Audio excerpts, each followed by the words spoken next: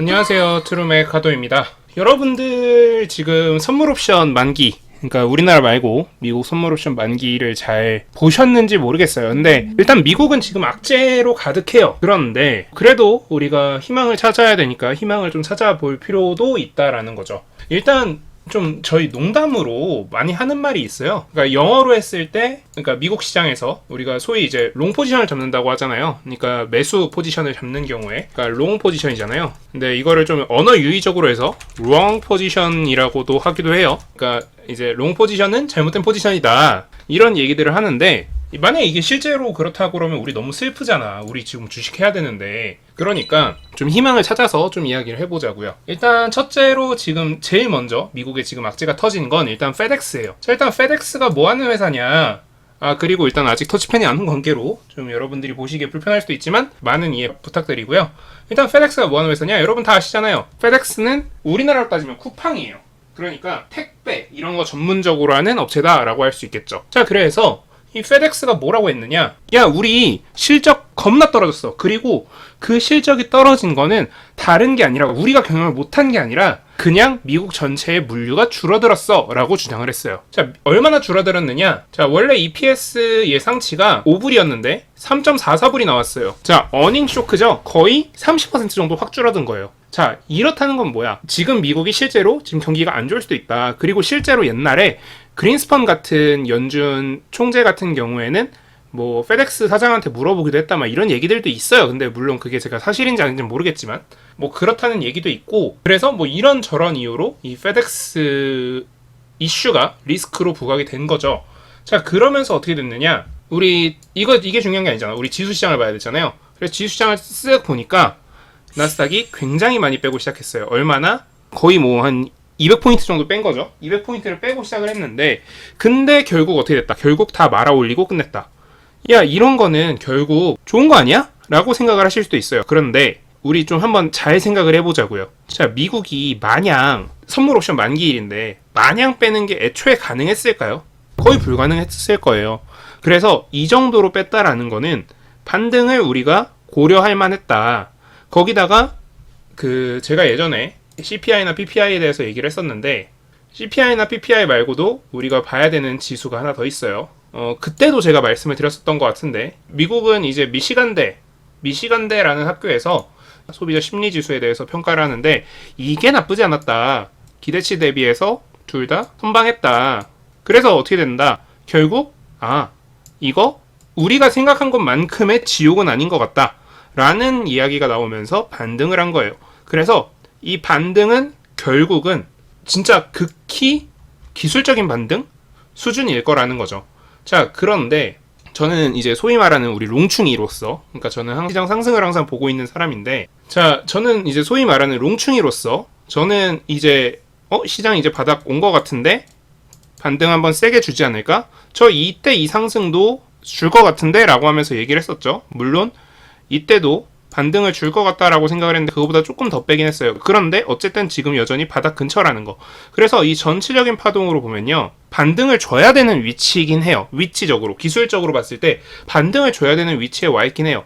물론 여기서 이제 조금 더 뺄 수도 있겠지만 전체적으로 보면은 흐름상 반등을 줘야 되는 위치에 이미 와 있다. 그래서 여러분들이 이제 주식시장에서 매수를 하는 데 있어서 여러분들이 크게 두려워할 필요는 없을 것 같다라는 얘기를 하고 싶고요.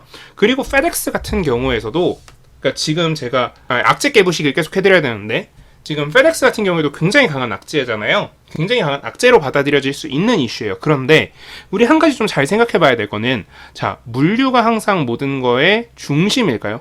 그러니까 물류는 굉장히 중요하다라는 건 우리가 인정을 해요. 물류가 많이 늘어나야만 뭐 시장의 매수 매도가 굉장히 자주 일어난다라는 거고, 그래야 뭐 시장 흐름이 좋아지겠죠. 그건 저도 인정을 합니다. 하지만 항상 그 물류가 우선순위일 필요는 없어요. 무슨 뜻이냐면요, 지금 물류가 굉장히 줄어들고 있는 건 우리가 한 가지 좀 생각해 봐야 될 거는, 일단 첫째로 지금 원자재 가격의 상승, 그러니까 인플레이션이 지금 심각한데 그 인플레이션이 특히 원자재에 초점이 맞춰져 있다는 걸 좀 생각을 해봐야 돼요.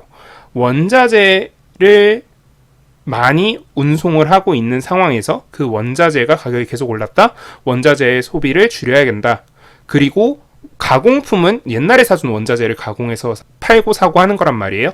그러면 옛날에 사둔 원자재는 가격이 옛날 가격이잖아요. 그럼 쌌다는 거지.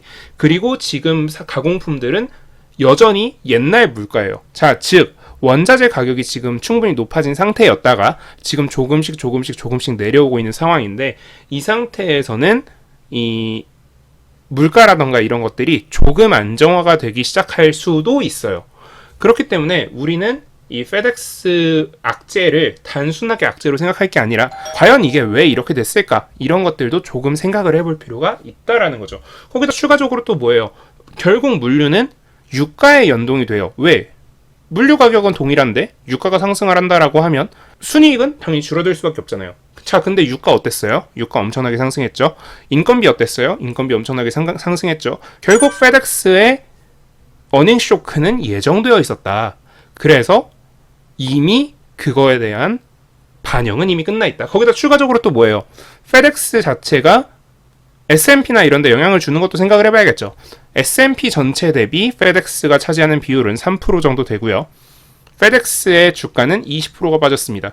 자, 그래서 결국 S&P 전체 대비해서 페덱스가 영향을 줄 수 있는 정도는 마이너스 0.6% 정도예요. 자, 무슨 뜻이냐? 거의 영향이 없다는 뜻이죠. 자, 그래서 어떻게 보면 S&P는 선방 수준을 넘어서 어쩌면 상승을 한 거로 봐야 할 수도 있어요. 우리가 지금 S&P가 0.7% 정도 빠졌는데 0.6%를 차지하는 페덱스의 하락폭을 제외를 한다면 실제로 0.2% 정도의 하락인 거죠. 결국 꽤 선방을 했다라고 생각을 할 수도 있다라는 거. 거기다가 지금 앞으로 이어져 있는 호재들, 뭐 예를 들어서 애플페이 관련해서, 애플페이는 뭐 실제로 맞냐 아니냐 얘기가 굉장히 많지만 실제로 애플 아이폰을 사용하시는 분들이 패치를 한 분과 패치를 하지 않은 분에서 패치한 분한테는 애플페이를 시작하기라는 툴이 생긴 거 봐서는 분명 시작할 것 같아요. 그래서 애플페이 관련주, 그리고 YTN 매각 관련해서 YTN 그 이슈가 지금 하나 있죠.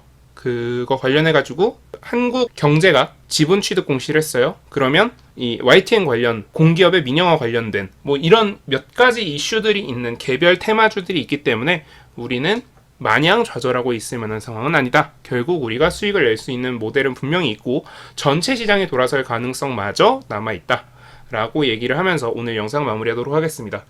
물론 저는 기본적으로 시장의 상승이 굉장히 필요하다라고 생각하는 사람이고, 물론 아닌 사람이 어디 있겠냐마는 시장의 상승에 대해서 굉장히 낙관적으로 보는 사람 중에 하나고, 그래서 여러분들이 보시기에 너무 희망에 찬 얘기를 하는 게 아닌가라는 생각을 하실 수도 있어요. 하지만 저는 기본적으로 그 스탠스를 가지고 있는 사람인 거고, 여러분들이 생각하시기에 다르다면 여러분들도 스스로 조금 생각을 해서 어떻게 하면 내가 좀 더 유리한 방향으로 매매할 수 있을까? 이런 거에 대해서 생각을 해보시면 도움이 될 것 같습니다.